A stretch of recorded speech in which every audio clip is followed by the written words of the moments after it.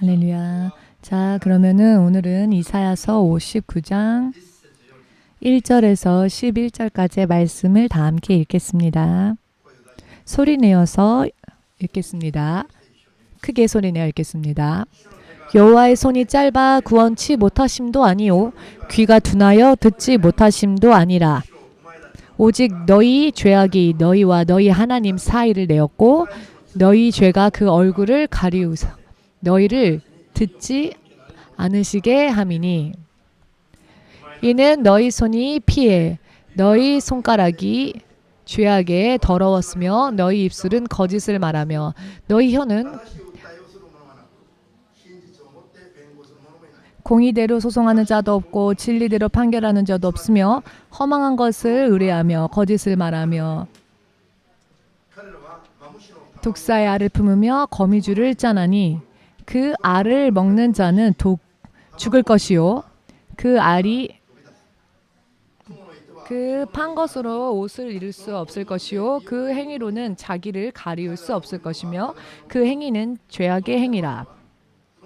그 손에는 강포한 행습이 있으며 그 발은 행악하기에 빠르고 무죄한 피를 흘리기에 신속하며 그 사상은 죄악의 사상이라. 황폐와 파멸이 그 길에 끼쳐졌으며 그들은 평강의 길을 알지 못하며 그들의 행하는 곳에는 공의가 없으며 굽은 길을 스스로 만드나니 무릇 이 길을 밟는 자는 평강을 알지 못하느니라. 그러므로 공평이 우리에게서 멀고 의의가 우리에게 미치지 못한즉 우리가 빛을 바라나 어두운 뿐이요 밝은 것을 바라나 캄캄한 가운데 행함으로 우리가 소경같이 담을 더듬으며 눈 없는 자같이 두루 더듬으며 낮에도 황혼때같이 넘어지니 우리는 강장한 자 중에서도 죽은 자 같은지라. 우리가 곰같이 부르짖으며 비둘기같이 슬피 울며 공평을 바라나 없고 구원을 바라나 우리에게서 멀도다. 우리에게서 멀도다. 아멘. 기도하겠습니다. 지금 이 시간도 살아 역사하시는 주 되신 하나님, 오늘도 주님을 향한 믿음을 가지고 이 자리에 주님 앞에 나온 한 사람이 진실로 살아 역사하시며 신실하게 당신의 약속을 지키시는 그 하나님을 확실하게 만날 수 있게 하여 주시옵고 함께 교제하며 동행할 수 있도록 도와주시옵소서. 예수 그리스도 이름으로 기도합니다. 아멘.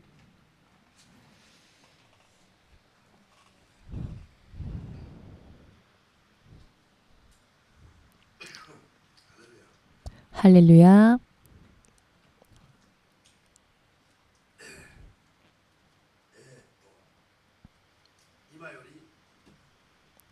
지금으로부터 약 21년 전 일입니다. 오키나와의 통역을 위해서 오키나와로 건너간 적이 있습니다. 돌아오는 길에는 심하게 비가 내렸고요. 정말로 오키나와 전토가 캄캄한 흑암 속에 뒤덮인 것 같은 그런 상황이었습니다. 그리고 거센 비가 내리기 시작했는데요. 비행기를 타고 잠깐 비행을 하고 있었는데 중간중간에 먹구름이 뚫려 있는 부분이 있었는데요. 비행기는 점점 나르다 보면 구름 위로 나르지 않습니까? 자, 이 먹구름이 뚫려 있는 부분을 보면 밑은 암흑과 같이 캄캄한데요. 그리고는 거센 비가 내리고 있는데 구름 위에는요. 눈이 부실 정도로 태양의 빛이 내리쬐고 있었습니다. 그렇기 때문에 구름 위와 구름 밑의 세상이 완전히 다른 것을 보았거든요. 구름 밑에 비행하고 있었을 때는 천지가 어두웠습니다. 그런데 구름 위로 비행기가 올라가니 천지가 눈이 부실 정도로 밝은 것입니다. 잠깐 하늘을 나르고 있었는데요. 때때로 그 먹구름에 구멍이 뚫려 있는 부분이 있었는데요. 그 뚫려 있는 구멍 같은 곳에 그 위에 있는 태양의 빛이 지면으로 빛을 내리찍는 겁니다. 마치 예를 들면 한밤중에 전등을 켰을 때 같이 손전등 있지 않습니까? 그 광경을 보고 있는데 갑자기 주님께서 저에게 이런 감동을 주셨습니다. 사람들은 하나님이 어디에 계시느냐? 하나님은 어디에 있느냐? 사람들은 하나님을 원하면서도 하나님을 찾으면서도 어떤 이는 불평불만을 말하고 또 어떤 이는 하나님을 원망하고 또 어떤 이는 하나님을 찾으면서도 열심히 노력을 다하여도 하나님을 만나지 못하는 사람도 있고 그러나 그것은요 여러분 하나님이 계시지 않기 때문에 그런 것이 아닙니다. 하나님은 계시지만 하나님을 만나지 못하면 이렇게 헤맬 수밖에 없다는 것입니다. 지금 구멍이 뚫린 곳에 빛이 달리고 있습니다. 그리고는 구멍이 뚫린 곳으로 빛이 내리쬐고 있었습니다. 하나님께서도요. 구멍이 열려 있는 곳에 언제든지 당신의 빛을 내리쬐을 수 있습니다. 자, 이것이 바로 죄를 하나님과 우리 사이에 있는 죄를 회개한 자와 그렇지 못한 자의 인생의 차이가 이렇게 같이 드러난다는 것입니다. 오늘 우리가 본문 말씀을 읽었습니다. 하나님께서는 살아 계십니다. 그리고 약속을 지키시며 역사하시는 분이십니다. 그런데 하나님과 우리 사이에 마치 이 구름처럼 혹은 벽처럼 하나님과 우리 사이를 가로막는 것이 있습니다. 그렇기에 하나님이 보이지 않고 하나님 어디 계세요? 찾고 찾아도 더듬어도 만날 수 없고 교제할 수 없고 사귐이 없고 함께할 수가 없고 그러다 보면 믿음 생활을 산다고 하면서도 허무해지고 허탈해지게 되는 것입니다. 그런데요. 지금 말씀드린 것처럼 먹구름이 끼어 있어도 그 먹구름에 구멍이 뚫리면 그 뚫려 있는 사이로 하나님은 마치 기다리셨다는 듯이 그 강렬한 빛을 내리쬐시고 그 사람을 만지시고 그 사람을 만나시고 그 사람의 인생에 빛을 주시고 흑암 속에서 빛을 제시하시고 그리고는 그 하나님과 함께 있을 수 있게 하시고 하늘로부터 임하는 능력으로 인해 그 사람이 살 수 있도록 해 주신다는 것. 이것은 제가 예를 들어서 비유를 여러분에게 말씀드렸지만 진실로 영적으로는 그렇습니다. 잠시 전에 우리가 본문 말씀을 읽었지요. 여호와의 손이 짧아서 하나님의 손이 이렇게 거북이처럼 짧아서 하나님의 손이 하나님의 팔이 이렇게 짧아서 우리를 도와주지 못하시는 게 아닙니다. 하나님의 손은요. 그 하늘에서부터 지구의 정반대 부분까지 한 번에 뻗을 수 있는 전능하신 팔입니다. 하나님의 귀는 하늘의 보좌에 앉아 계신다 할지라도 온 세상에서 중얼거림과 모든 사람들의 중얼거림, 모든 사람들의 한탄소리, 신음소리, 아니 그 마음의 소리까지도 들으십니다. 그럼에도 불구하고 외치고 외쳐도 구하고 구하여도 하나님께서 응답하시지 않는 이유는요. 변함없이 하나님이 아닌 하나님이 구하지 않으시는 것이 아닌 사람이 범한 죄가 하나님과 그 사람 사이를 가로막고 있기 때문이라는 것입니다. 그렇다면 그 죄가 그 죄를 누군가가 걷어준다면 하나님은 그 사람과 함께 하실 수 있는 것이죠. 하나님은 먼저요. 함께 해주신답니다. 창세기 3장 17절 말씀을 보시면 아담과 이브가 범죄를 하고 말았는데요. 그들이 범죄하였더니 그들의 눈이 밝음에 라는 말씀이 있습니다. 눈이 밝았더니 그들은 자신들의 몸이 벌거벗은 몸이라는 것을 먼저 알았습니다. 자, 범죄하기 전에는 눈이 밝지 않았다. 이게 무슨 뜻일까요? 이 세상을 보는 육신을 보는 눈이 밝지 않았다는 겁니다. 즉 그들은 육신을 보는 눈은 없고 하나님을 바라보는 눈만 있었다는 겁니다. 그런데 죄를 범했더니 세상을 보는 눈이 육신을 보는 눈이 열려버렸습니다. 아니 지금까지 태어나면서부터 지금까지 벌거벗은 몸을 있어도 그들은 수치와 부끄러움을 몰랐습니다. 그러나 입을 옷이 없어도 덥지도 않고 춥지도 않고 부끄럽지도 않고 불편함이 없었다. 창세기 말씀에 나와 있지요. 그런데 범죄를 하고 난 뒤에 그 눈이 밝아지고 난 뒤 보니 그들은 자신들이 벗었다는 것을 알았고 그것이 수치스럽게 느껴졌습니다.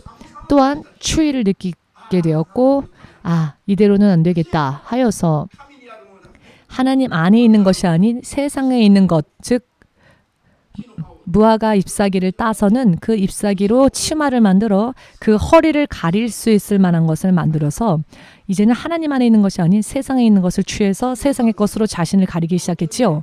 여러분, 죄를 범하면요, 그 죄로 인해서 하나님의 세상을 보는 눈이 어두워지고 세상을 바라보는 눈이 밝아집니다. 이것은 범죄한 인간들의 특징이라고도 할 수 있습니다. 이 문제를 해결하지 않는 한 하나님은 만나지 못한다는 것을 확실하게 깨달으시기를, 그리고 하나님이 여러분 살아계시지 않아서가 아니라 하나님께서 살아계셔도 눈부실 정도로 빛나는 그 빛 속에 계셔도 볼 수가 없는 겁니다. 이 죄가 하나님과 우리 사이를 가로막고 있기 때문입니다. 그렇기 때문에 세상에서 사는 사람들은 하나님과 함께 동행하지 못하는 사람들을 보면 대낮이라 할지라도 마치 맹인과 같이 더듬더듬 자신의 인생길을 걷는 겁니다. 맹인과 같이 눈을 보지 못하는 사람처럼, 눈이 보이지 않는 사람처럼 인생의 길을 더듬더듬 한낮이라 할지라도 보지 못하여 더듬더듬 찾는 것입니다. 잠시 전에 우리가 읽었지요. 말씀에서. 여러분, 인생의 모든 길은 성경에 있습니다. 그리고 인생을 어떻게 살아야 할지 성경은 우리에게 가르쳐주고 계십니다. 왜 우리는 믿는다고 하면서도 얼굴이 왜 이렇게 언제나 어두울까요? 여러분들 얼굴을 보니 뭔가 화가 난 얼굴입니다. 아침부터 한판 붙으셨습니까? 화가 났습니다. 화가 났다. 목사님 오늘 무슨 말 하려고 그러시지? 여러분, 소망을 품고 교회에 온 것이 아니라 뭔가 의심을 품고, 나한테 한 소리 하시려나? 의심을 품고, 소망을요 가장 크게 품고 예배당에는 와야 합니다. 왜냐하면은 하나님 앞에 가장 큰 것이 있으니까요. 오늘은 내가 하나님께 무엇을 받을 수 있을까를 소망하진 않고, 오늘 약속 있는데 예배가 빨리 끝났으면 좋겠다. 하나님 12시 딱 예배가 끝났으면 좋겠습니다. 이런 분은 물론 안 계시리라고 생각합니다. 근데 보이네요. 보입니다. 아니, 배가 아니라 그 등 뒤까지, 배후까지 다 보입니다. 하나님 앞에서 하나님의 말씀이 선포되어질 때 사람들은 벌거벗은 몸과 마찬가지입니다. 성경은요 확실하게 우리들에게 말씀하십니다. 하나님의 말씀이 선포되어질 때 그 말씀 앞에 사람들은요, 즉 아무것도 숨길 수가 없다는 것입니다. 벌거벗은 몸과 똑같이 숨길 수가 없다는 것입니다. 말씀 앞에서는. 할렐루야.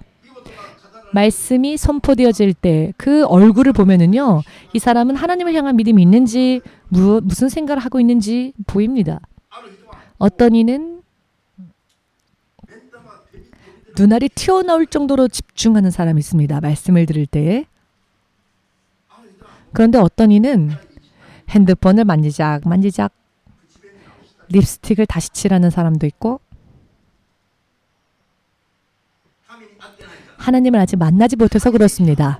하나님을 제대로 만나면은요, 눈이 부실 정도로 우리 마음속에서부터 어저께 입었던 청바지 오늘도 입었고, 어제 입었던 옷 오늘도 입었고, 아무것도 변한 게 없는데 이상하게 마음 깊은 곳에서부터 슬퍼할 수가 없습니다. 뭔가 불쌍한 척하고, 하나님 앞에 불쌍한 척하고, 하나님한테 어떻게 좀 눈물 흘리면서 해볼까 해도 슬프지가 않습니다. 노력해도 발버둥 쳐도 슬퍼지지가 않습니다. 왜냐하면요, 우리 내면 깊은 곳에서 기쁨이 흘러나오기 때문입니다. 하나님을 제대로 만나면 내면에서부터 기쁨이 새어나오기 때문입니다. 우울병, 여러분 우울증 환자가 일본에 얼마나 많습니까? 이것은 우울증은요 하루 이틀 만에 나을 수 있습니다. 왜 몇십 년 동안 우울증을 앓습니까? 그것은요 하나님 앞에 제대로 나오지 못했기 때문에 그렇습니다. 자, 증언해 주십시오. 하루 이틀 만에 우울증이 완전히 나은 분이 있습니다. 10년 동안 앓고 있었던 우울증이, 사람도 죽이고 나도 죽고 싶다 했었던 그 마음이요, 10년 동안 그 우울증에서 헤어나오지 못했던 사람이 하루 이틀 만에 나았다는 것은 예수님을 만났기 때문입니다. 예수님을 만나고 예수님과 동행하면 흑암의 세력이 더 이상 그 사람을 올가맬 수가 없습니다. 뜨겁다. 이 사람 뜨겁구나. 여러분들이 예수님의 이름으로 성령의 능력을 의지하여 귀신을 쫓으면요, 귀신이 뜨겁다 합니다. 뜨겁다. 더 이상 그 사람 속에 있을 수가 없습니다. 예수의 이름으로 나가라고 하나님의 말씀으로 정조준하면은요, 그 말씀이 날아갈 때 그 말씀을 아멘으로 받으면요. 에이 됐어 아니야 이게 아니고 병원 가도 안 가는데 어떻게 낫겠어. 믿음이 없는 사람은 그렇게 생각하겠죠. 그러나 믿음 있는 사람은 말씀을 들을 때 아멘 하면 그 말씀을 삼켰을 때 그 말씀이 우리 안에서 역사하면 지금까지 그 사람을 그 사람한테 역사했었던 더러운 귀신들도 뜨거워서 떠난다는 것입니다. 그러면 운명이 바뀌지요. 어찌하여 몇만 명이나 되는 사람들이 예수님의 이름이 전해지지 않은 나라도 아니죠. 일본은 이미 400년 전 이전부터 예수님의 이름이 전해진 나라인데 왜 지금까지조차 우울증에 걸린 사람들이나 질병에 허덕이는 사람들이 많습니까? 예수님을 만나지 못해서 그렇습니다. 예수님을 만나는 순간 운명이 바뀝니다. 왜 믿음이 뜨거워지질 않을까요? 아직 하나님을 제대로 만나지 못해서 그렇습니다. 하나님을 제대로 한번 만나보십시오. 손을 붙잡지 않아도 좋아요. 그 하나님의 옷자락, 예수님의 옷자락을 만지지 않아도 좋아요. 그저 멀리 예수께서 임재하시는 그 임재하심 속에서 떨어져 있어도 좋으니까 그래도 이 예수님과 함께하는 이 환경이 영원토록 내 안에 함께 있었으면 좋겠다라는 소망이 끌어오릅니다. 얼마나 그분이 멋진 분이신지. 그런데 사람들은 구름 위에 하나님이라고 하나님을 보지 못하니까 구름 밑에서 하나님과는 관계없이 허덕이고 있는 것입니다. 하나님은 보이지 않고 구름은 있으니 보이는 것이라고는 이 세상의 육적인 생각, 정욕, 세상의 것, 세상에서 살 때 필요한 것들, 그와 같은 것들만 눈에 들어오죠. 그러면은 무화과 나무 잎사귀를 따서 내 몸을 가릴 만한 옷을 만들었던 것처럼 세상에 있는 무언가를 어떻게든 손에 넣어서 이것도 가려보자, 저것도 가려보자, 이것도 보충해보자, 저것도 보완해보자 하다 보니까 60살, 정년 퇴직해야 되는구나, 인생 허무하다, 이렇게 사람의 인생이 돼버리고 마는 것입니다. 그래, 제2의 인생 한번 힘내보자. 제2의 인생 힘내보십시오. 그런데 그것이 영원이라면은 좋겠는데 영혼에 대한 것은 알지 못한 채 노후만을 생각하지요. 노후 대책을 세우는 건 좋습니다. 다만 그 열정으로 하나님과 나 사이에 있는 문제를 해결하시면 노후만이 아니라 영원한 내 삶이 해결되어지는데 크리스천들이 영원한 삶에 대해서는 별 생각을 안 합니다. 그저 눈앞에 있는 문제만 어떻게든 풀려지면 좋겠다라고 생각하지요. 그러나 문제가 해결되는 것은 소망하면서 내가 먼저 하나님의 자녀로서 거듭나고 성화되는 것에 대해서는 관심이 없습니다. 다만 죄인인 채로 하나님이 도와만 주셨으면 좋겠다라고 하니 문이 안 열립니다. 기도해도 응답이 없어요. 아니, 기도 안 해도 하나님은 응답을 주실 때가 있는데 여러분, 우리가 기도하지 않아도 하나님이 미리 예비하시는 것들이 있습니다. 그런데 기도했는데도 응답이 없다는 것은 무엇입니까?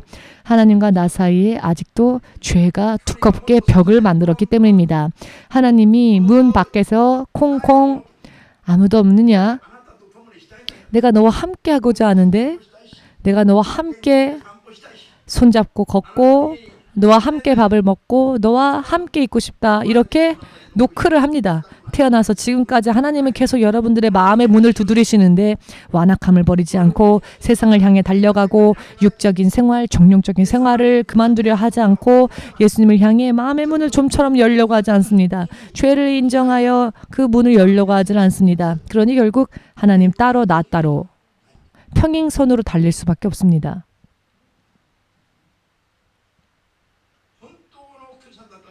진짜 크리스찬이라면은 믿음이요, 예수님처럼 십자가를 져야 하는 길이 기다리고 있다 할지라도 끝까지 기도하여 성령의 능력으로 돌파합니다. 그리고 이와 같은 마음이 우리 안에 있어야 합니다. 그 마음 안에 잠겨야 합니다. 우리가 진짜 크리스찬이라면. 그런데 이런 이야기 하면요, 듣지 않은 척 해야지. 듣다 보니까 너무 부담스럽다. 순교 이야기인가? 싫다, 부담스럽다. 순교는 저도 무섭습니다. 그러나요, 무섭더라도 만일 그것이 길이라면은 걸어가야죠. 왜냐하면 하나님 앞으로 가면 더 훌륭한 생명이 있기 때문입니다. 성령의 능력으로 돌파하면 내 육신의 기분, 감정으로는 무섭고 힘들다 할지라도 성령을 의지하여 가면 문이 열린다는 것을 알기 때문입니다. 모두 함께 고백해 볼까요? 하나님을 만나는 방법. 지금까지 믿음 생활에 납득 안 되는 분들 계실 겁니다. 교회 와서 내가 1년 지났는데 아무것도 안 바뀌네. 이런 분들도 계실 겁니다. 아무것도 안 바뀌는 분은 다음 주부터 집에서 쉬십시오. 1년을 교회를 다녀도 납득이 안 되고 예수님을 만나지 못했다면 주일날 그냥 교회 오지 말고 집에서 쉬는 게 낫겠습니다. 여러분, 예수님 앞에 와서 1년이라도 지났다면은 몇 번이나 예수님을 만날 수 있는 긴 시간입니다. 1년이라는 시간은. 하루에도 몇 번이나 예수님은 우리를 만져주시는 분이신데 1년이 지나도 신앙이 납득이 되질 않는다면 차라리 쉬는 게 낫겠죠. 그러나 오늘 하나님은 말씀하셨습니다. 몇십 년이나 개인적으로 하나님은 우리들을 개인적으로 기다려주셨죠. 간단하게 모두 함께 먼저 죄를 철저하게 회개하는 것. 아멘. 그리하면 하나님과 우리 사이에 있었던 구름이 슥 거쳐집니다. 그렇게 되면 기다리셨다는 듯이 하나님의 임재하심의 그 능력이 우리 안에 채워집니다. 그렇게 되면 현실은 아무것도 바뀐 게 없는데 내 영의 상태가, 내 내면이 변화되어 있음을 자기가 느끼게 됩니다. 어떤 이는 빵긋빵긋 웃고 걸어갑니다. 왜냐하면은 영문을 알 수 없는 기쁨이 내면에서부터 흘러나와서 그것을 숨길 수가 없기 때문입니다. 그럼 사람들이 뭔가 좋은 일 있나 봐요. 모르겠어요. 영문을 알 수가 없는데 내 마음에 기쁨과 평안이 있네요. 내 마음에서 계속 기쁨이 넘치네요. 저 긴시주에는 예배당에 갔구나. 긴시주에는 교회를 가서 그렇구나. 아닙니다. 긴시주 교회에 갔기 때문이 아니라 죄를 회개하라 라는 설교를 듣고 그대로 철저하게 회개했더니 변화가 된 것이겠죠. 100년 교회 다녀도요. 여기 100년 다녀도 죄를 회개하지 않는다면 변화되지 않습니다. 죄를 회개하는 것이야말로 가장 지름길을 가는 것이며 가장 하나님을 빨리 만날 수 있는 길입니다. 믿으십니까? 여러분, 기적이라고 하는 것은 무엇입니까? 사람의 상식을 뛰어넘은 힘이죠. 사람들의 상식을 뛰어넘어 일어나는 일들을 보고 기적이라고 합니다. 그런 이 어떤 힘이 역사하여서 어떤 사건이 벌어질 때 사람들은 그것을 기적이라고 부르죠. 예수님을 바르게 믿고 죄를 철저하게 회개하고 예수님을 따라가는 삶을 살면은 기적이요? 기적이 이제는 상식적으로 됩니다. 기적이 상식이 됩니다. 믿으십니까? 기적이 상식과 같이 믿는 자와 함께하는 삶으로 삶이 바뀐다는 것입니다.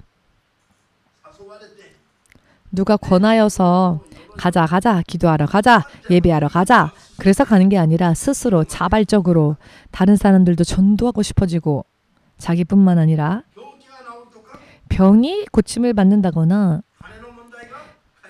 금전적인 문제가 해결되어졌다거나 이렇게 눈에 보이는 문제보다 먼저 내 내면이 바뀐다는 것입니다. 내 안에 있는 내면이 먼저 변화된다는 것입니다. 할렐루야. 아멘. 그것은 왜 그럴까요? 하나님께서 역사하실 수 있는 상태가 되었기 때문입니다. 하나님의 구원이라 하면 여러 많은 의미를 포함하고 있는데요.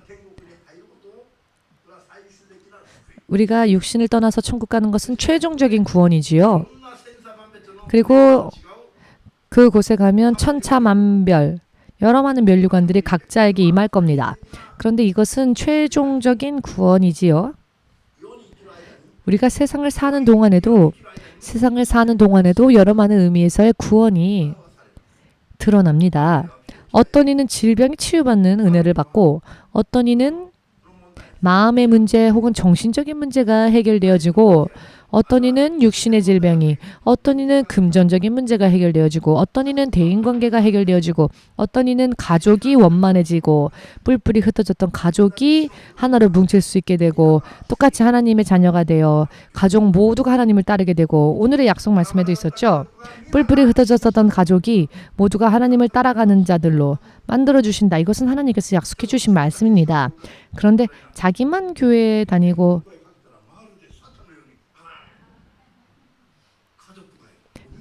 가족이요. 근데 교회 가자 그러면 오히려 가족이 막 무섭게 대하니까 가족한테 전도도 못하죠. 하나님께서 약속해 주신 가족은 그것이 이상적인 가족이 아닙니다. 그런데 왜 거기까지 갔느냐? 하나님과의 사이가 여러 많은 의미의 죄로 인해 하나님과 내 사이에 벽이 생겼고, 마치 한국의 휴전선처럼 서로가 왕래할 수 없게 되어버렸기 때문입니다. 여러분, 여러 많은 기도 제목을 가지고 계실 겁니다. 그런데 그 기도는요, 지금 그만두어도 좋습니다. 내가 원하는 것, 내가 갖고 싶은 것을 위해 기도하는 것은 사실 진짜 기도해야 할 제목이 아닙니다. 그런 것들은요, 그런 육적인 것은 사실 가만히 있어도 하나님께서 다 챙겨주십니다. 예를 들어 갓난 아기는요, 아무 말 하지 않아도 부모가 알아서 챙겨주지요. 우리 지호 엄마는 지호가 태어나기 이전부터 하나님께 기도했더니 하나님이 지호를 허락하셨죠. 결혼해서 3년이 지나도 아이를 갖지 못했는데 하나님께 기도하고 매달렸더니 하나님께서 아기를 주셨습니다. 병원에서 시술을 받아도 아기를 갖지 못했는데 나영 목사가 하나님께 매달리자, 그리고 교회 와서 계속 목사님께 안수받아라 라고 권면을 했는데, 그렇게 시작하고 몇 개월 지나서 아기를 잉태했지요. 그랬더니 아기를 가지게 되었습니다. 그랬더니 아기가 태어나기 이전에 벌써 핑크색 옷에서부터 모자에서부터 전부 다 그 아기에게 필요한 것들을 준비하죠. 이거는 부모가 태어날 나의 아기를 위해서, 내 자식을 위해서 당연히 준비하는 겁니다. 아기가 원하지 않아도. 하물며 하늘에 계신 하나님은 어떠시겠습니까? 모두 함께 세상에 있는 그 어떤 어버이보다 하늘에 계신 천부가 나의 인생을 더 걱정해주고 계신다. 더 염려하시며 더 사랑하신다. 더 우리를 살펴보신다는 것입니다. 염려하시며 걱정해 주신다는 겁니다. 아멘 되십니까? 사랑의 하나님은 사실 사람들이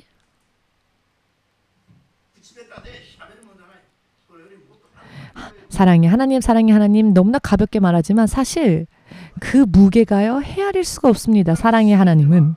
그렇기 때문에 하나님은요, 우리 믿는 모든 하나님의 자녀들을 위해서 다 준비해 주셨습니다. 육의 것들은 사실 기도할 것도 없습니다. 우리의 영적인 모든 문제가 해결되어지고 우리의 믿음이 성장하면 하나님은 기다리셨다는 듯이 육에 필요한 것들은 우리가 기도하지 않아도 다 채워주십니다. 여기에는요, 죄를 회개하고 내가 어디에서 떨어졌는지, 내가 어디에서 하나님 앞에 순종하지 못했는지 죄를 깨닫는 게 참 중요한 부분이 되어집니다. 히틀러와 같이 유대인을 600만 명이나 학살한 전대미문의 인간의 역사 가운데에서 가장 흉악한 죄인이라 할지라도 히틀러도 회개하고 진심으로 회개하고 예수님의 이름을 영접한다면 예수님은 그를 구원하셨을 겁니다. 그런데 아무도 히틀러에게 예수님을 전하지 않았죠.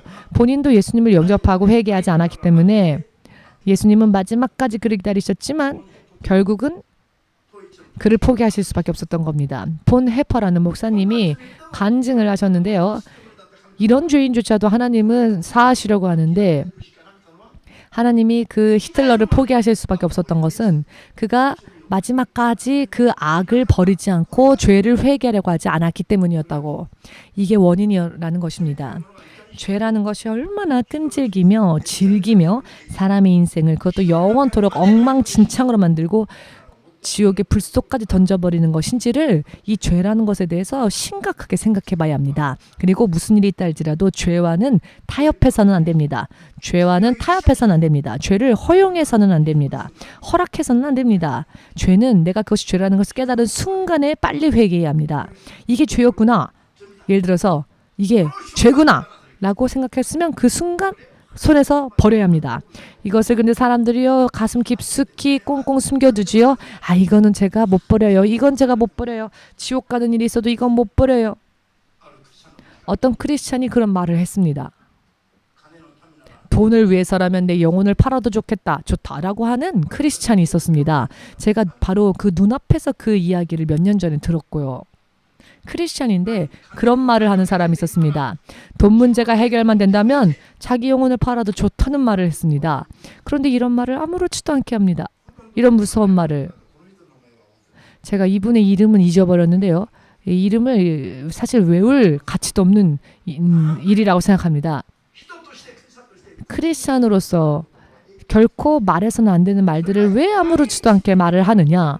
그것이 얼마나 치명적으로 자신의 삶을 엉망진창으로 갈기갈기 찢겨 놓는지, 그 말이 얼마나 무서운 것인지 몰라서 그렇습니다.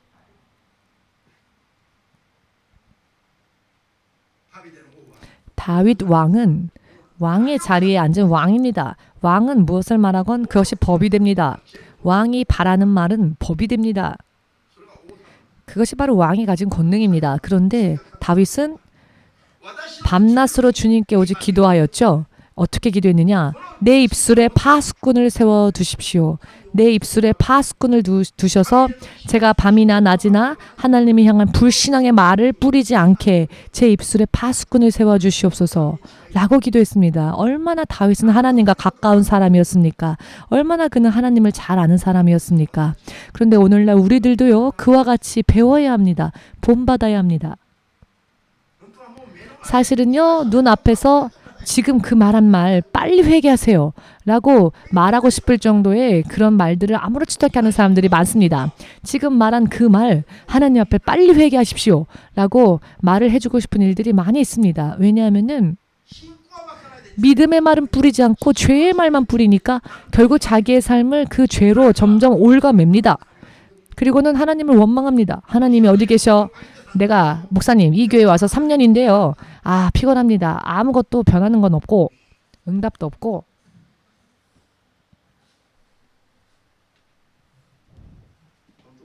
사실은요, 토요일부터 여러분들은 정말 두근두근 하셔야 합니다. 아, 내일 예배드린 날이구나. 아, 내가 내일 무슨 옷을 입고 갈까? 아, 열심히 깨끗하게 마음을 담아서 옷을 예수님을 만날 때 입을 옷을 정성스럽게 다리고, 어떤 사람은 누군가를 만날 때 아주 머리카락 한 올조차 삐뚤어지지 않게 열심히 세트하고 옷도 잘 입는 사람들이 교회 올 때는 샌들 신고, 샌들밖에 없다면 괜찮습니다. 그런데 더 좋은 구두가 있음에도 불구하고 샌들 신고 오고 슬리퍼 신고 오고. 자, 여러분, 이런 마음가짐으로 우리가 과연 만왕의 왕 하나님을 만날 수 있을까요? 그것은 하나님을 무시하는 행위입니다. 그 시점에서 하나님은 내가 너와의 관계의 문을 닫겠다. 하나님은요, 목석이 아니십니다. 하나님은 인격을 가진 분이십니다. 여러분과 제가 가지고 있는 인격과는 비교도 안 될 정도로 훨씬 더 고귀한 인격을 가진 분이신데, 그분 앞에서 무례한 행동을 아무렇지도 않게 합니다. 그러면서도 하나님, 내가 기도했는데 왜 응답 안 주세요? 하나님, 내가 이렇게 곤란한데 왜 안 도와주세요? 하나님이 아마 저리 가라 하실 겁니다. 하나님 앞에 우리가 예의를 잃어버릴 때 하나님의 질서, 하나님의 하나님으로서 존중하지 못한 것이 됩니다. 예배에 오실 때에는요, 이 세상에서 가장 좋은 옷이 아니라 여러분이 가지고 계신 옷 가운데에서 가장 깨끗한 옷, 가장 좋은 옷, 여러분들이 가지고 있는 옷 가운데에서 여러분들이 가장 좋아하는 옷, 여러분들이 제일 중요한 사람을 만날 때 입을 옷, 그 옷, 어떤 옷을 입을까 한번 생각해 보십시오. 그리고 하나님을 만나러 나올 때 그 옷을 입으십시오.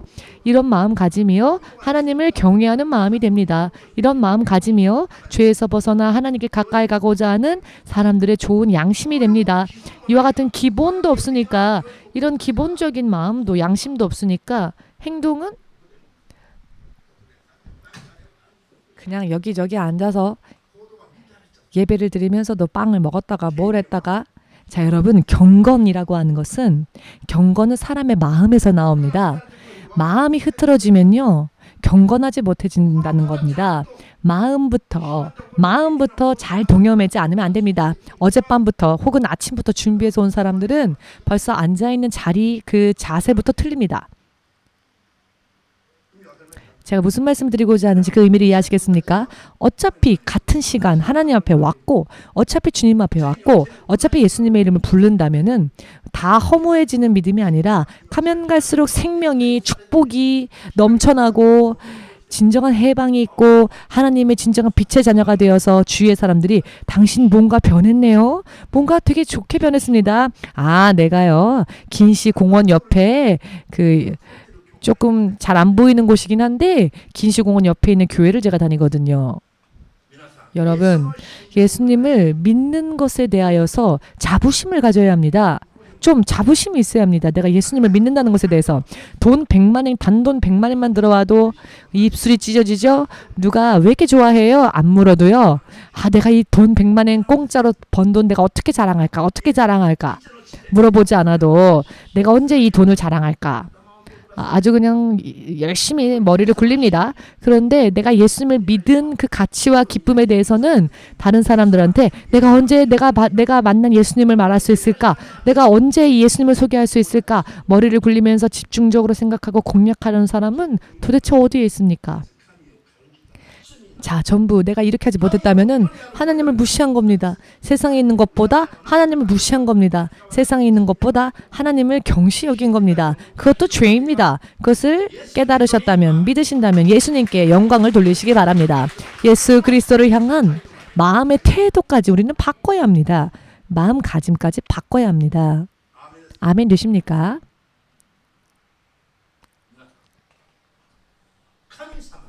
여러분, 하나님께서, 사랑의 하나님께서 우리가 구하지 않아도요, 하나님은 그 생명까지 버리시지 않으셨습니까? 예수님께서. 그런데 생명보다 더 좋은 것이 어디 있습니까? 가장 좋은 생명까지 주셨는데 그 이외의 작은 것들을 왜 우리들에게 안 주시겠습니까? 가장 귀한 생명까지 예수님께서 주셨는데 그 생명 이외에 하찮은 것들 예수님은 우리에게 다 주고 싶어 하십니다. 그런데 왜 안 주시는지 아십니까? 사람들이 하나님의 부르심에 응답하려 하지 않기 때문입니다. 죄 속에 있으면서도 죄 속에서 빠져나오려고는 하지 않고 죄 속에 있으면서 내가 죄인으로 살면서 이 세상에서 부족한 것들만 하나님이 도와주셨으면 좋겠고 세상에 있는 것들을 구하면서 그 세상에 있는 것들을 하나님이 채워주시기를 바라고 결국은 자신의 육의 정욕을 채우기 위하여 하고 있기 때문에 하나님이 응답하실 수가 없는 것입니다.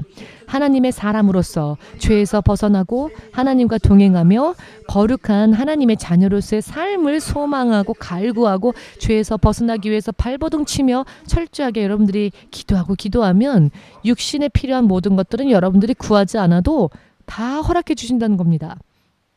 하나님은 이런 것까지 챙겨주시네 한다는 겁니다. 최근에요. 우리가 이사하고 나서 사모님이 하루에 몇 번이나 밤낮으로 하나님은 너무나 멋져. 하나님은 너무나 멋져. 계속 사모님이 말하는 겁니다.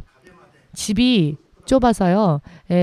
앉으면 바로 앞에 벽이 있는데 벽을 바라보고 있어야 되는데 하나님이 어떤 집을 주셨냐면은 그 집은 참 작은 집이긴 하지만 그 집의 벽 쪽에 그 창문이요. 참 희한하게 생겼습니다. 길쭉하게 위에서부터 바닥까지 창문이 있습니다. 그래서 앉아 있으면은 사실 집은 작은데 창문이 뻥 뚫려 있어서 저기 끝까지 보입니다. 그래서 이렇게 넓은 집이 없는 것처럼 보입니다. 그리고는 저희가 있는 집이 바로 옆이 선로입니다. 선로. 그래서 기찻길이 다 보입니다. 얼마나 넓은지요. 집이 넓어 보이는지. 사모님은 이렇게 좁은 곳에 사는 그런 그게 조금은 답답해 하시는 분인데 하나님은 그 마음까지 다 아시고 응답을 주셔서 구하지도 않았는데 그 창문이 위아래로 뻥 뚫린 집을 주셔갖고 그 기시조 선로가 우리 정원입니다. 정원. 그 한 장의 그 창문 때문에 전부 다 보입니다. 선로도 보이고 기찻길도 보이고 저 건너편에 그 도요스라고 하는 쇼핑몰까지 보일 정도입니다. 그래서 매일매일 감사합니다. 이렇게 하나님 뻥 뚫리게 마음을 뻥 뚫리게 위아래로 난 창문을 주셨네. 그리고 정반대는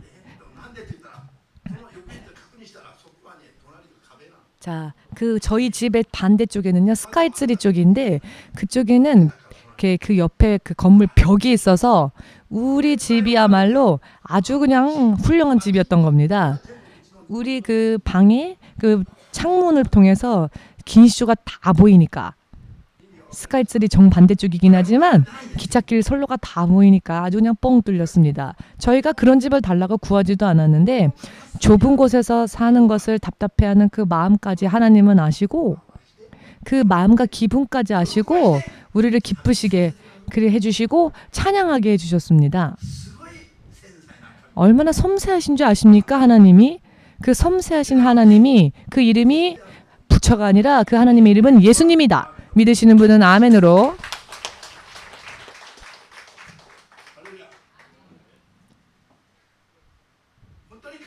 정말로 하나님을 만나면요.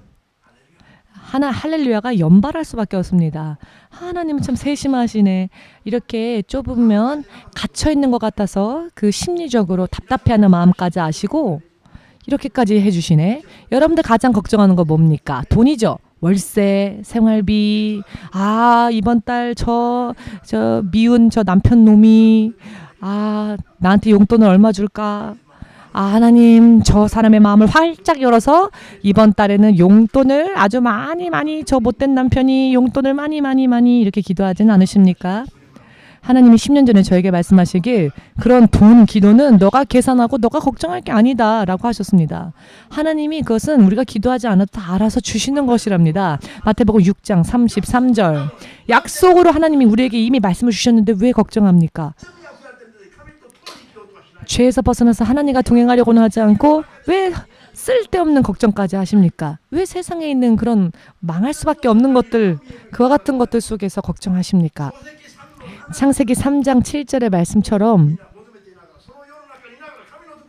세상 안에 있으면서 세상에서 벗어나 하나님께는 가려 하지 않고 세상의 죄악 속에 있으면서 하나님을 구하니까 하나님이 도우실 수가 없죠. 그러니까 결국은 삿대질하는 겁니다. 내가 할 만큼 했는데 내가 기도도 했는데 내가 교회도 갔는데 아주 담대하게 그냥 하나님을 정말 만나면 죽은 자처럼 엎드릴 수밖에 없을 사람들이 하나님이 보이지 않는다는 이유로 아주 담대합니다. 하늘을 향해 삿대질을 합니다. 할렐루야. 하나님을 한번 만나보십시오. 제대로 만나보십시오. 그러면 왜 예수가 아니면 안 되는지를 압니다. 사람의 모든 필요까지 다 응답하시는 분은 예수님이 외에는 안 계시다는 것을 알 수 있게 됩니다. 아멘 되십니까? 우리가 그렇기 때문에 여러분들이 기도하실 때에 가장 좋은 기도는 회개 기도입니다. 회개 기도보다 더 좋은 기도는 없습니다. 하나님 제가 이런 죄 용서해 주시고 제가 알지 못한 채 범한 죄도 용서해 주시고 이 죄를 다 용서해 주시고 제가 주님과 함께 있을 수 있게 저를 인도해 주세요. 붙잡아 주세요. 숨어 있었던 모든 죄까지 다 용서해 주세요. 여러분들 이렇게 매달리면 여러분들의 운명이 하나님으로 인해 보증되어질 것입니다. 보증되어지는 운명이 될 것입니다. 그렇게 되면 진실로 그렇게 예수님을 알아가다 보면은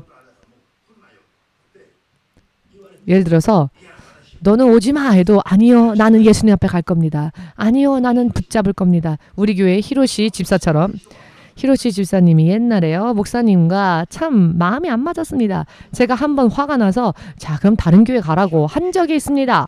제가 그 말을 한 사람은 히로시상밖에 없습니다. 그런데 아니요 저는 절대로 이 교회를 안 떠날 겁니다. 아니 우리는 마음이 안 맞으니까 다른 교회 섬겨라 해도 아니요 저는 절대로 이 교회가 아니면 안 됩니다 하는 겁니다. 왜냐하면 내가 이 교회에서 예수님을 만났으니까. 히로시상에 올 때는 다리를 절었습니다. 다리가 안 좋았지요.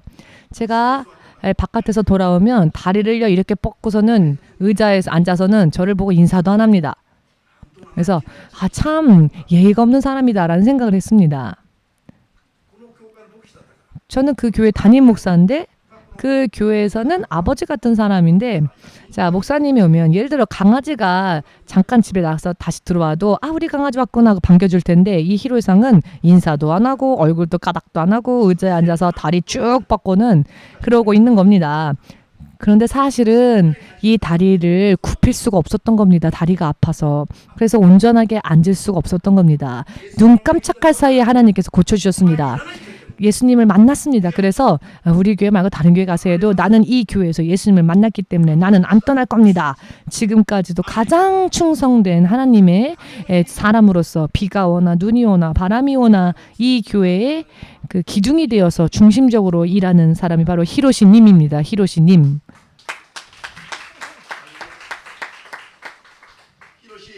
히로시상. 자, 소개해 주세요. 제가 히로시입니다. 저 뒤에 앉아있는 분 지금 가장 중요한 기계를 지금 만지고 있습니다. 그렇기 때문에 히로시상이 화가 나면요. 이 동영상이 안 나올 수도 있습니다. 지금 기계를 만지고 있으니까. 제가 최근에는 히로시상을 기분을 맞춰야 합니다. 제가 이것도 한 잔 마시면서 해. 일을 할 때 이렇게 마시면서 해. 이렇게 기분을 좀 살려주고 그리고 나서 무슨 얘기하면은 금세 얼마나 충성되게 마지막까지 열심히 하는지 모릅니다. 사실 히로유상은 이런 거 안 줘도 열심히 합니다. 의미를 이해하시겠습니까? 예수님을 만났기 때문에 그렇게 할 수 있는 겁니다. 아마 히로유상은 그때 이런 생각을 했겠죠. 내가 태어나서 처음으로 목사라는 사람이 신자한테 나가라! 아, 이런 목사님은 시몬서 목사님밖에 없을 거다. 라고 아마 그때 그런 생각하지 않았을까요? 목사님이 성도한테 다른 교회 가세요 라고 하는 목사님이 어디 있겠습니까? 그러니 히로유상은 그 당시 아니 어떻게 목사님이 신자 보고 다른 교회 가라고 하지? 어떻게 그런 말을 하지? 혹시 욕했습니까? 욕했습니까? 그래도 안 나갔습니다. 그것은 신목사님은 그렇게 나빴지만 이 히로유상은 예수님을 만났기 때문에 목사님과 관계없이 그 믿음이 흔들리지 않았기 때문입니다. 목사님을 의지해서 교회 온 게 아닙니다. 예수님을 살아계신 예수님을 만났기 때문에 변치 않았던 겁니다. 히로유상이 믿음을 변치 않았던 것은 예수님을 믿었기 때문입니다. 목사님이 아닌 예수님을 실제로 만나면요. 그 예수님을 놓칠 수가 없습니다. 내 목숨을 걸고라도 절대로 놓칠 수가 없는 분이라는 걸 알게 됩니다. 여러분 왜 어찌 순교자가 순교하는지 아십니까? 목숨을 버리더라도 예수님을 놓칠 수 없기 때문입니다. 제자들이요. 예수님을 실제로 온전히 만나기 전에는 예수님과 3년 6개월을 함께 했었어도 예수님을 눈앞에서 배신하였죠. 그런데 그들이 성령을 받기 이전에는 그저 육신으로만 예수님을 만났고 예수님을 보았기 때문에 예수님과 함께하고 있었어도 진짜 만남은 없었던 겁니다. 하나님은 영이시니까요. 영적인 만남이 없었던 겁니다. 그런데 저들이 성령을 받고 난 뒤에 성령의 능력으로 영이신 하나님과 진실로 만났기 때문에 성령의 능력으로 요한복음 14장 18절 말씀 성령이 임하지 않는 믿는 자들은 고아와 같은 자들입니다. 그렇기 때문에 고아는요. 부모가 반드시 존재하지만 고아이기 때문에 엄마 아빠를 모르죠. 교제를 못합니다. 자, 우리 믿는 자들도 성령을 의지하지 않고는 마치 고아와 같이 헤맬 수밖에 없기 때문에 예수님은 당신이 하늘을 올리신 뒤에 보혜사 성령을 주신다 하셨죠. 이 성령이 지자들에게 임하였더니 지자들은 그 후에는 끝까지 순교를 하면서까지 주님 앞을 온전히 쫓아갔습니다. 성령으로 인해 진짜 예수님을 만났기 때문에 자신의 육신의 생명을 버린다 할지라도 굽힐 수 없는 길이라는 것을 알았기 때문에 순교의 길을 걸었던 겁니다. 성령으로 인해 성령이 주신 그 능력으로 인해 하나님과의 참된 만남이 있었고 또 교제가 있었기 때문에 어떤 회방이 있다 할지라도 그 믿음을 버릴 수 없었던 겁니다.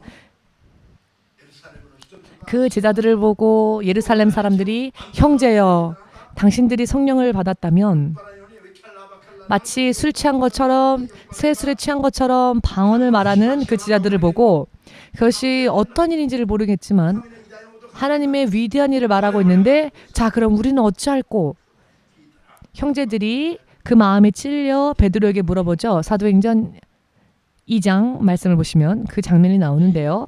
그때 사도 베드로는 이렇게 말하죠. 너희가 각기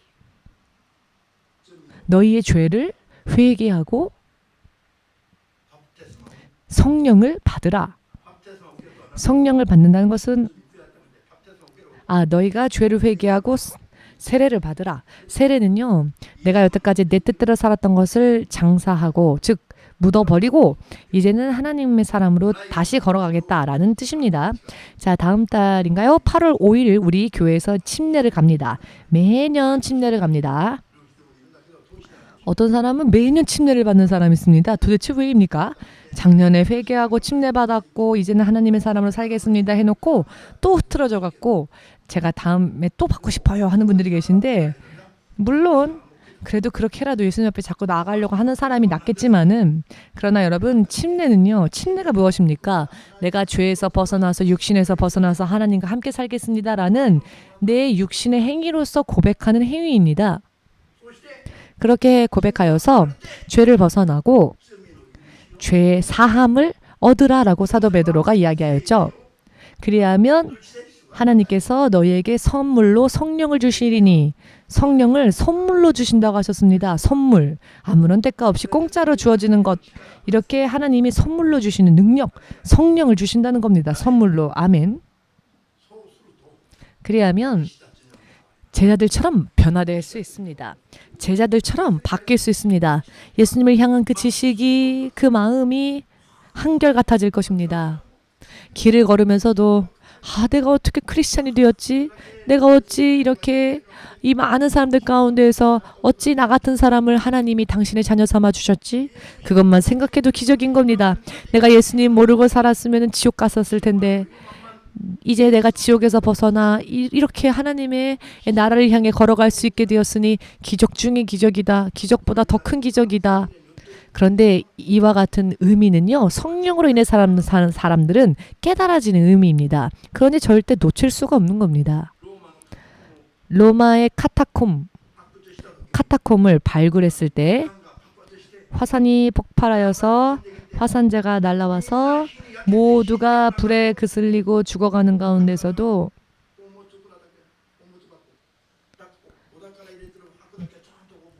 카타콤이 아니라 폼페이지요. 폼페이에서 화산이 폭발하였을 때 화산재로 인하여 살아있는 사람들이 생매장 당했는데 나중에 발굴해보니 어떤 이는 죽어가면서도 보석 상자를 끌어안고 화산재로 인해 화석이 되고 이런 것들이 많이 발견되어졌죠. 여러분들은 물질이 아니라 예수님의 이름만은 절대 놓치지 않는 여러분들이 되시기를 바랍니다. 아무리 우리에게는 큰 문제랄지라도 어떤 문제도 예수님 앞에는 다 작은 문제입니다. 40-50년 동안 낫지 않은 병이었다 할지라도 하나님은 그 병을 낫게 하시는데 1-2분도 안 걸리시는 분이십니다. 하나님께서 고치고자 하신다면 순간에 됩니다. 다만 우리가 죄를 회개하지 못하고 혹은 우리의 생각과 마음이 육신에 머물러 있기 때문에 그렇기 때문에 하나님과 좀처럼 온전하게 교제가 이루어지지 못하기 때문에 응답이 더딘 겁니다. 오늘부터 여러분 처음 기도하실 때부터 죄 회개 기도부터 시작하십시오. 내가 알지 못하고 범한 죄, 내 기분과 감정으로 인해 범한 죄, 내 기분 때문에 얼굴 찌푸리고, 내 기분 때문에 욕을 하고, 내 기분 때문에 슬픈 얼굴하고, 누군가를 보고 정죄하고 판단하고, 저 사람은 그냥 내 기분과 내 감정에서 누군가를 판단했던 것도 죄라고 다 깨달으셔야 합니다. 그리고 그것들도 다 회개하시고, 아니 목사님, 제 그런 기도할 시간 없어요. 저 지금 얼마나 급한 문제가 있는데 지금 그 문제 기도해도 시간이 없는데 무슨 회개 기도를 하라고 하세요. 아닙니다. 회개 기도가 먼저입니다. 하나님과의 관계를 바르게 맺어야 하기 때문에 회개 기도가 먼저입니다. 죄를 가지고 있는 채로라면 죽을 때까지 기도해도 응답 못 받습니다.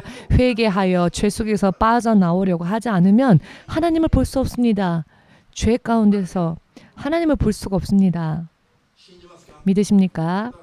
그렇기 때문에 오늘부터 기도를 하실 때 어떤 기도를 드리기보다도 먼저 회개 기도를 하십시오. 10분이건 20분이건 회개 기도하다 보면은 눈물이 나든지 콧물이 나든지 뭔가가 나올 겁니다. 아무튼 그렇게 될 때까지 여러분 회개 기도하십시오. 그러면 여러분들의 영혼이 결박된 그 영혼이 풀리는 것을 느낄 것이며 그 대신 성령의 능력이 차오르는 것을, 성령의 은혜가 성령으로 충만해지는 것을 느끼게 될 것입니다.